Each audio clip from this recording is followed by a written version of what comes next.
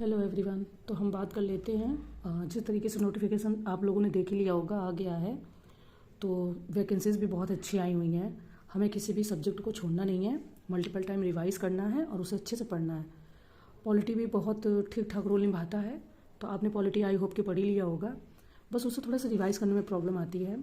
जैसे जब हम स्टार्टिंग करते फंडामेंटल राइट्स से, तो ये जो फंडामेंटल हमारे 6 फंडामेंटल राइट्स दिए गए हैं उनमें से हमें याद नहीं रहता है, क्योंकि उसके अंदर कई सब भाग हैं, सब क्लॉज हैं, वो हमें याद नहीं रहते। ठीक है, तो यहाँ पर एक मैं छोटा सा अपना एक्सपीरियंस शेयर कर रही हूँ।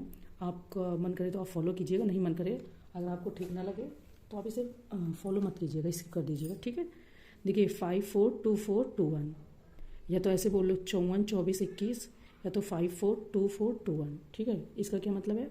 जैसे जो हमारा पहला फंडामेंटल राइट्स आता है, राइट टू इक्वालिटी। ठीक है, तो इस ये पाँच हैं। ओके,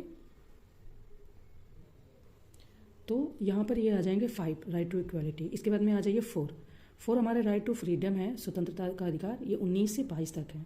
ठीक है, इसके बाद में आ जाइए 5 4, ये दोनों हो गए 2 4। ठीक है, 2 आ जाइए, तो ये आ जाता है आपका राइट टू एक्सप्लॉयटेशन। ठीक है, उसके अगेंस्ट में जो मिलता है तो वहाँ पर 2 आ जाएंगे, यानी दो फंडामेंटल राइट्स दिए गए हैं।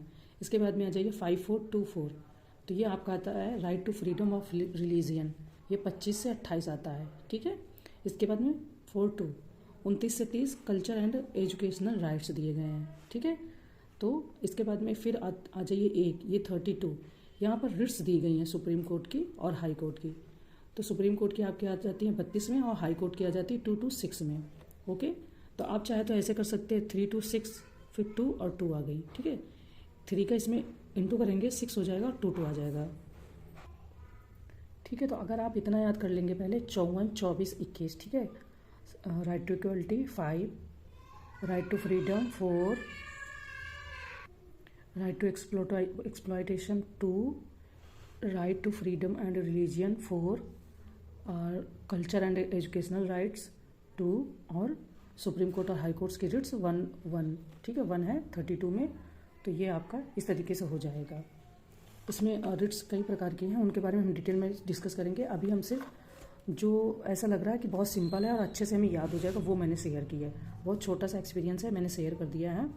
इसके बाद में हम आपको आगे भी बताएंगे। फिलहाल भाग 4 में DPSP है आपका, आर्टिकल 36 राज्य की परिभाषा के बारे में बात हो रही है। इसमें सेम एज आर्टिकल 12 वाला राज्य, जब फंडामेंटल राइट शुरू होते हैं तो आपको वहाँ पर आर्टिकल 12 से बताया जाता है, उसमें राज्य की परिभाषा दी है। जो वहाँ पर राज्य की परिभाषा आर्टिकल 12 में दी गई, वही सेम एज आपकी आर्टिकल 36 में दी गई है। ठीक है, हाँ ये जरूर है कि DPSP आपके ये अप्रवर्तनीय है, यानी इनफोर्सिएबल है, यानी कि इन्हें न्यायालय जाकर लागू नहीं करवाया जा सकता। अगर राज्य चाहेगा तो लागू करेगा, नहीं कर सकता तो आप उसके लिए न्यायालय नहीं जा सकते। फंडामेंटल राइट्स में आप न्यायालय जा सकते हैं। ठीक है, तो यहाँ पर बहुत सारे DPSP ऐसे प्रावधान करते हैं जो गांधी जी से रिलेटेड हैं, जो सामाजिक हैं, तो मैं उनके डिटेल में आपको बताऊंगी। ये मैंने ऐसे ओरली थोड़ा सा बताया है, मुझे जो सिंपल लगा, जो लगा कि बहुत सिंपल है।